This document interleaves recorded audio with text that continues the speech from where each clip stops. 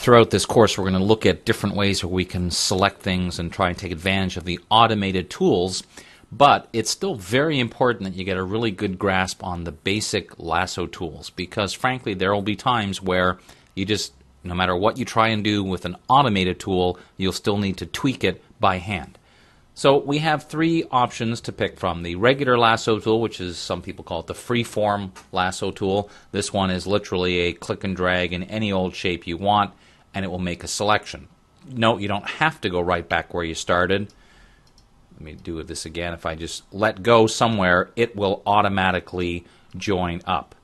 So if you're not careful and let go in the wrong place, you'll get an odd kind of a shape. So one of the general rules of the lasso tool is make sure you go at least far enough to create almost like a loop, so then it will finish off the loop for you. This tool definitely has its pros and cons. The advantage is it'll select anything you want it to, so it's not going to be tied or try and do anything to help you automatically, but that's also its downside. It's up to you. So if I was going to try to select this dancer, it might be kind of challenging, and I'd have to have a pretty steady mouse hand to be able to make a good selection, and it would take a lot of time and effort. Thankfully, there are other tools that there are lasso tools that can be better than that. But again, the key is at least understanding the concept of how this tool works. What I would frankly often try is the magnetic lasso tool, because it does actually try to help you. Let's zoom in just a little bit on this dancer here, and if I want to try and separate her off the background, as we've seen in other examples, I just click once, and now what's happening is that the tool is looking for edges of contrast. So because there's a fairly good difference between her and the sky behind her, as I start to drag, it's looking for those edges. Now you'll notice that as I drag, occasionally like there, it went somewhere I didn't want. If that happens, just don't do anything else. Just hit the delete key, and what you may need to do if it keeps trying to go somewhere you don't want is just click once to kind of force it to put a handle somewhere. Again, you can always delete, and if it keeps doing it, just sort of force it to go where you want. Now occasionally it just will go somewhere you don't want it to go, and that's fine, because as we'll see later, we can fine-tune. I'm just going to cut across here and say we want to continue up here. You can notice it's still doing a pretty decent job, and I can actually move relatively quickly with this because there's a fairly defined edge here. Now, here's one of the most important things to learn about the magnetic lasso tool, and that's how to get it to stop. What often happens to people the first time they try this is that it's the never-ending tool. They can't get it to stop. If you look really closely, and I can't really zoom in to show you, but see what just happened there as I'm moving my mouse over, that little dot, a little circle is appearing. That's the indicator to tell me I'm about to close off this lasso. So you see there, it's done. Now if I were to deselect that, and I'll move even faster this time just to show you that even if you're gone, I wouldn't recommend going at this breakneck speed, but it still does a pretty decent job, all things considered, except for that part. For some reason just doesn't like that part.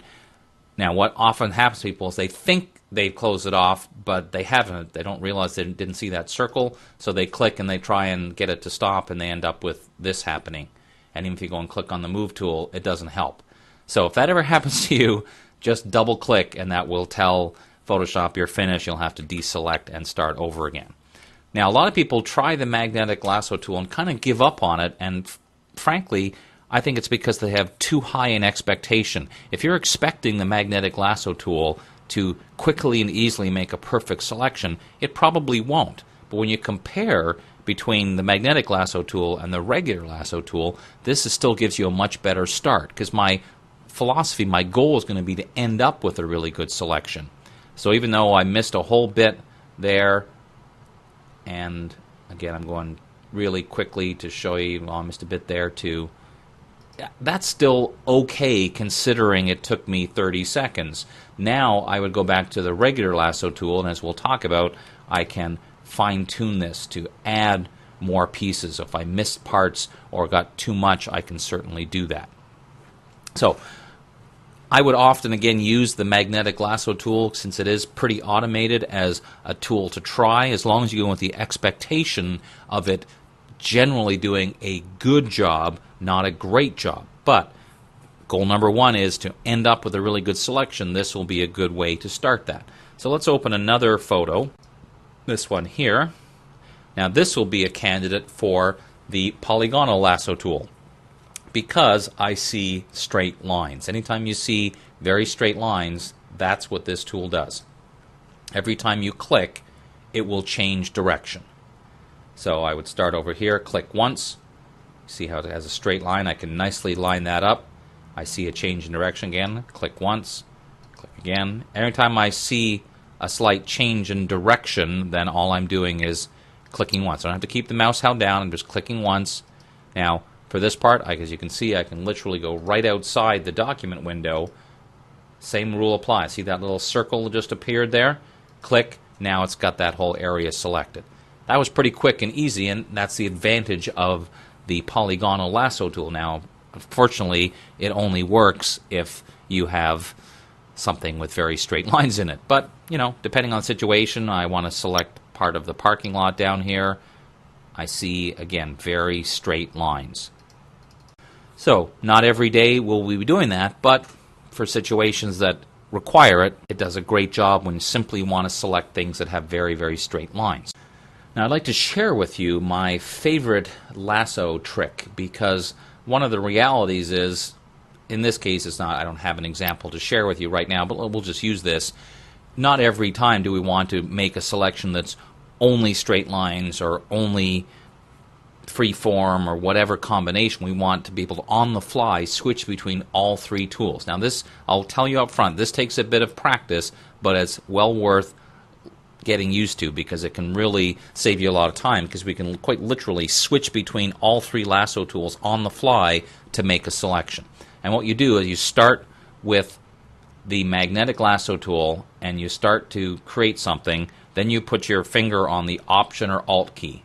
Now if I just keep going, it's going to still just be the magnetic lasso tool looking for edges. But if I come across something that I know, like this has straight edges, without letting go of Option or Alt, I click once and look what happens. It switches to the polygonal lasso tool.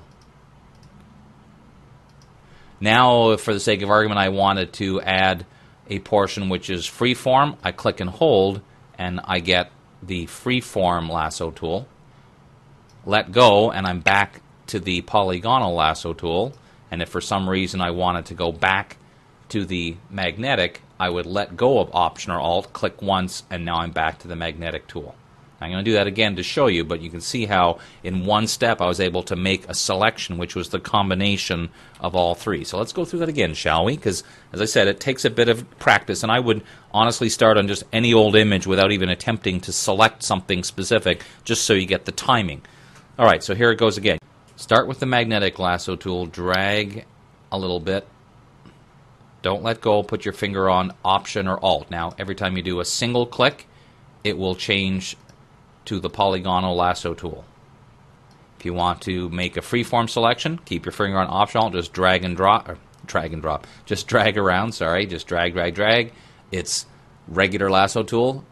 Click once again to go polygonal, and then if you want to go back to magnetic, let go of Option Alt, click once, and you'll see it switches back to the magnetic, and now you can finish it off. So please don't be surprised if it takes a bit of getting used to, because this took me a while to kind of get the hang of it, but I got to say I use it quite often because it's a great way to take advantage of all the lasso tools together.